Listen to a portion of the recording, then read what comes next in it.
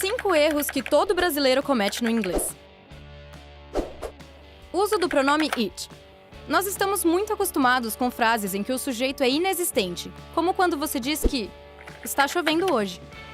Ao falar em inglês, dá aquela vontade de traduzir a frase apenas para It's raining today. Porém, não. O inglês não permite que as frases sejam escritas dessa maneira. É preciso usar o pronome it. It is raining. Ele não tem nenhum valor semântico na frase, e ela continua dizendo que está chovendo. Mas ele precisa estar lá. Não pode esquecer, hein? Dupla negação. No português é muito comum encontrar frases com 2 palavras negativas, como eu não vou a lugar nenhum. Mas no inglês isso não funciona, e as 2 negativas se anulam. I am not going nowhere. Ou você coloca a negação no verbo, I'm not going anywhere, eu não vou a lugar algum, ou pode pôr em outra parte da frase, I am going nowhere, eu vou a lugar nenhum. Por isso é tão importante diferenciar as palavras positivas das negativas nesses casos. Entonação nas perguntas. Quando falamos, nós mudamos a entonação na hora de fazer uma pergunta em português. Não é mesmo? No inglês, apesar de as mudanças na ordem de algumas palavras e o uso de verbos auxiliares já indicarem o teor interrogativo, há 2 tipos de entonação bem marcados usados em 2 tipos diferentes de perguntas. Quando a pergunta busca só uma resposta afirmativa ou negativa, a voz deve ser mais forte, subir, no final da frase. Do you like to travel? Você gosta de viajar? No, not much. Não, não muito. Is she going to meet us? Ela vai nos encontrar? Yes, she is. Sim, vai. E quando a resposta desejada for alguma informação, a voz vai sair menos destacada, vai descer no final. Where do you live? Onde você mora? Em São Paulo. Em São Paulo. What do you do on weekends? O que você faz nos fins de semana? I usually watch movies and go out with friends. Geralmente assisto a filmes e saio com os amigos. Colocar sons vogais no final das palavras.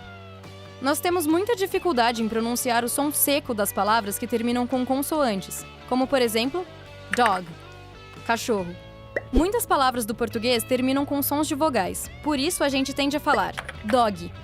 Em alguns momentos, isso pode causar confusão, já que o inglês utiliza a letra Y para transformar substantivos em adjetivos, como em dust, poeira, dusty, empoeirado, ou salt, sal, salty, salgado.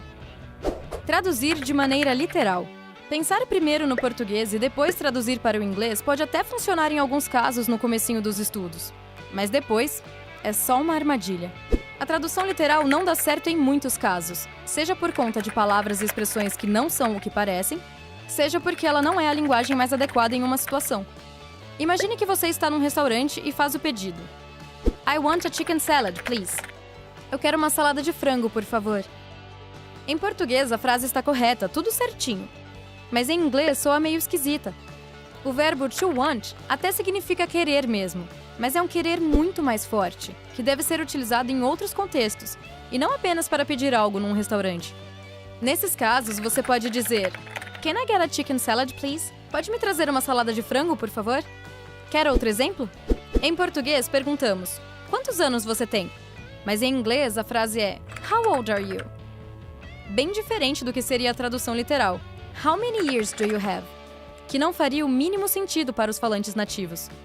Portanto, evite as traduções literais. O melhor mesmo é aprender a maneira mais adequada para cada situação. Para isso, assista filmes, leia livros e ouça músicas. Assim você consegue ter contato com diferentes contextos em inglês e expandir o seu vocabulário. Inscreva-se no nosso canal do YouTube e continue acompanhando outras dicas para se dar bem com o inglês e não errar mais.